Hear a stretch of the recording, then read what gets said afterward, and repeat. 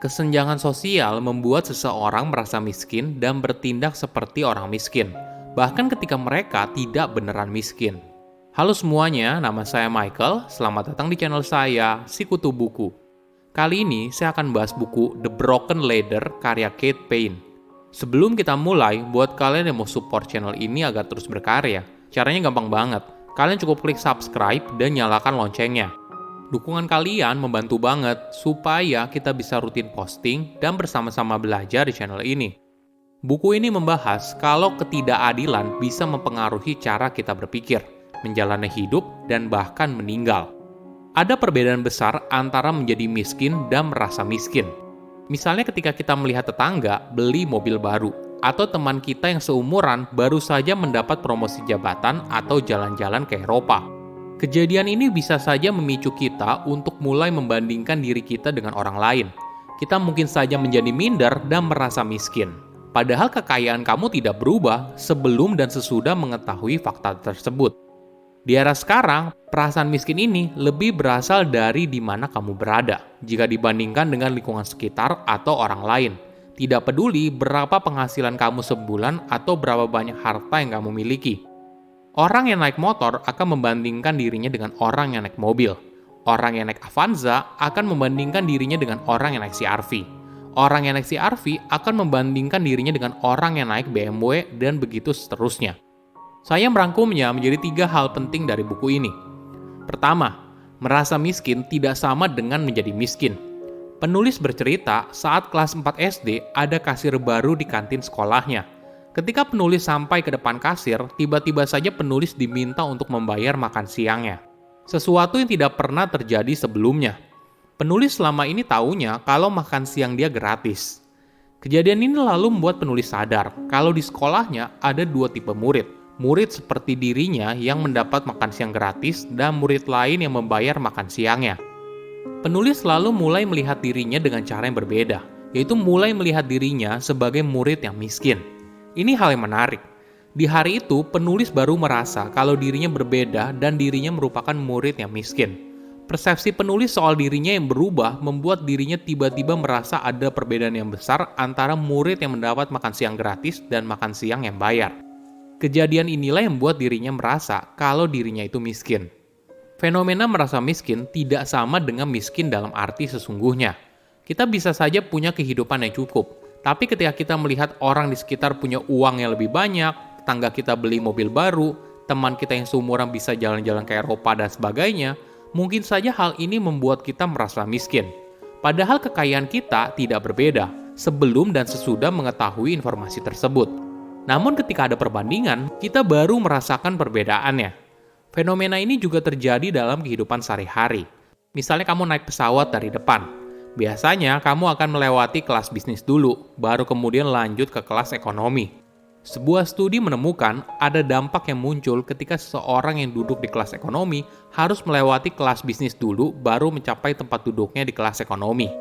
Dari ratusan data penerbangan, peneliti menemukan pesawat yang memiliki campuran antara kelas ekonomi dan kelas bisnis dalam satu pesawat memiliki kejadian kekerasan di udara lebih tinggi daripada pesawat yang hanya punya kelas ekonomi.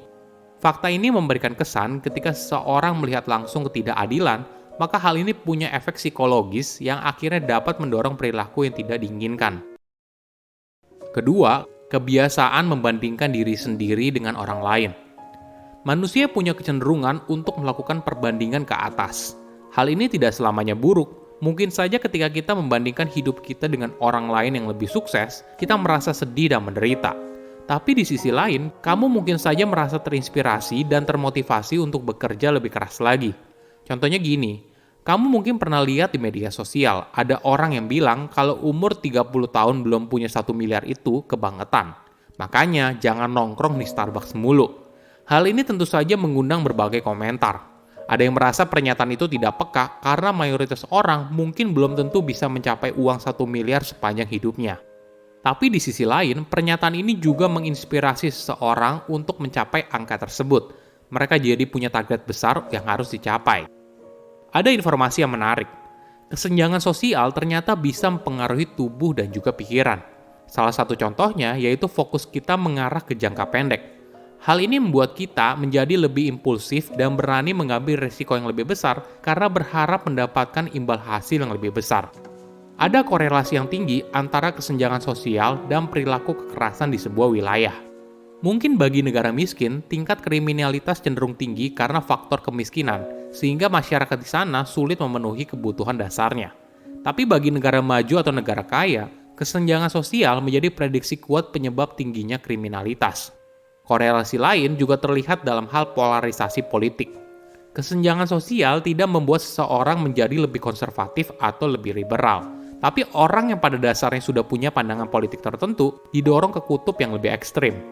Misalnya gini, seseorang yang kaya cenderung merasa kalau dirinya berhak dan pantas mendapatkan kekayaan tersebut. Inilah yang membuat mereka menyukai kebijakan pasar bebas. Namun di sisi lain, orang yang merasa sudah bekerja keras tapi hidupnya di situ-situ aja, merasa kalau sistem ekonomi yang sekarang hanya menguntungkan orang kaya.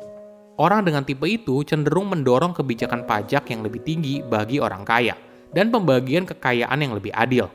Menariknya, kedua orang itu walaupun berada pada kutub yang berbeda, tetap merasa sistem ekonomi saat ini cenderung menguntungkan pihak lain.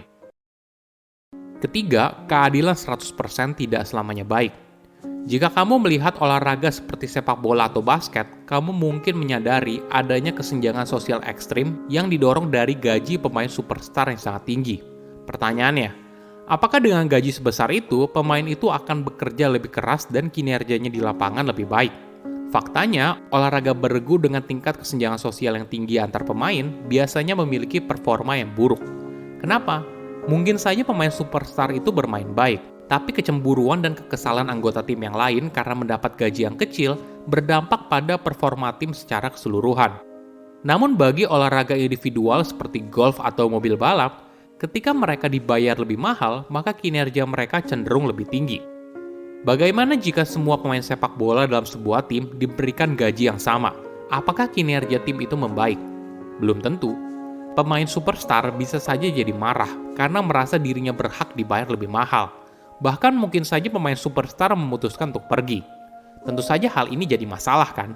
Jadi, sama rasa sama rata bukanlah jawaban yang terbaik. Namun lebih kepada penggajian yang lebih proporsional. Setiap pemain mendapatkan bayaran sesuai kontribusinya. Tapi jarak antara pemain dengan bayaran termahal dengan pemain biasa itu tidak begitu jauh. Misalnya tidak lebih dari 30 hingga 50 kali lipat lebih besar. Oke, apa kesimpulannya? Pertama, merasa miskin belum tentu beneran miskin. Kita bisa saja punya kehidupan yang cukup, tapi ketika kita melihat orang di sekitar punya uang yang lebih banyak, tetangga kita beli mobil baru, teman kita yang seumuran bisa jalan-jalan ke Eropa dan sebagainya, mungkin saja hal ini membuat kita merasa miskin. Padahal kekayaan kita tidak berbeda sebelum dan sesudah mengetahui informasi tersebut. Namun ketika ada perbandingan, kita baru merasakan perbedaannya. Kedua, terbiasa membandingkan ke atas. Manusia punya kecenderungan untuk melakukan perbandingan ke atas. Hal ini tidak selamanya buruk. Mungkin saja ketika kita membandingkan hidup kita dengan orang lain yang lebih sukses, kita merasa sedih dan menderita. Tapi di sisi lain, kamu mungkin saja merasa terinspirasi dan termotivasi untuk bekerja lebih keras lagi. Ketiga, adil tidak selamanya baik. Apabila setiap karyawan mendapatkan gaji yang sama, apakah hal ini membuat kinerja sebuah perusahaan semakin baik? Belum tentu. Karyawan yang punya kinerja tinggi mungkin saja jadi kesal atau bahkan bisa mengundurkan diri. Keadilan sama rasa sama rata belum tentu baik. Tapi mungkin idealnya memberikan gaji sesuai kontribusi seseorang ke dalam perusahaan. Yang penting, jarak antara gaji tertinggi dan gaji terendah tidak boleh terlalu jomplang. Silahkan komen di kolom komentar pelajaran apa yang kalian dapat ketika baca buku ini. Selain itu, komen juga mau buku apa lagi yang saya review di video berikutnya. Saya undur diri, jangan lupa subscribe channel YouTube Sikutu Buku. Bye-bye.